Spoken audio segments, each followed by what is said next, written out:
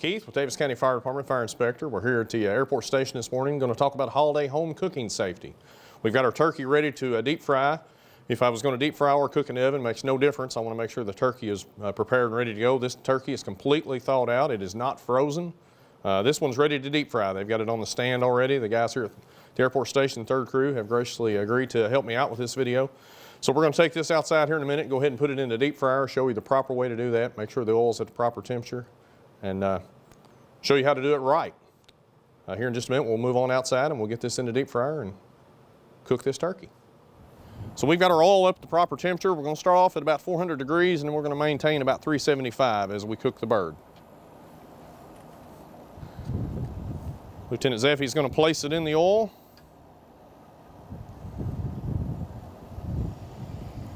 And you will hear it sizzles. Nice and slow, down we go.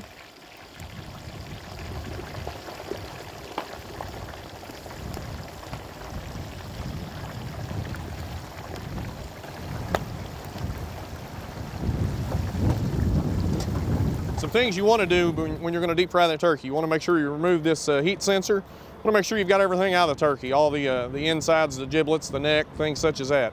Not good to deep fry it with that in there. You also want to make sure it's completely thawed out. Don't want any water on the turkey, no ice anywhere. You'll see here in a little bit when we drop this bird into the hot oil what's going to happen. If you're cooking it at home in the oven, again, you want to make sure it's properly prepared. If it's thawed out, it's much better. It's going to cook better. If you've got a turkey that's too big for the pan, you want to make sure you put a cookie sheet or something under the pan you're cooking in the oven. That way, if you have a boil over of your pan in the oven, you don't end up with an oven fire. I know a lot of folks, my mother included, and my wife, we cook our turkey overnight. Wake up that next morning, boy, that turkey really smells great. But if you're going to do that, make sure you've got something under that to catch any juices that might boil out of that pan. We're cooking bigger turkeys nowadays. I know the average turkey is anywhere from 15 to 25 pounds. I don't have a pan big enough to put a 25-pounder in, so that pan underneath is very important. On the deep frying, it's going to take a little while. You want to have that oil up to about 400 degrees, and then you want to maintain 375. About 5 minutes per pound, I believe, is what's suggested. Again, read your label on your turkey, whoever you buy it from. They're going to have all kinds of suggestions on how to cook it properly. Want to make sure you have a proper working smoke detector in your home when you're doing that cooking. Want to have one in the kitchen, and we certainly don't want to leave anything unattended. Unattended cooking causes a lot of fires. This time of year, we have a lot of things happen with unattended cooking. We all get distracted. We got a lot of family coming over.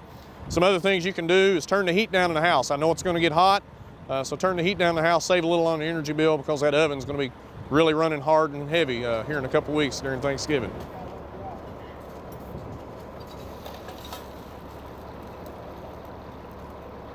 So our demonstration didn't go as we planned for it to go. A couple things that I think maybe were an issue. The oil probably wasn't hot enough, so when you're cooking that turkey, you want to make sure you've got that oil at 400 degrees. We were about 350, 375. Our turkey was froze, but it didn't do what it should have done.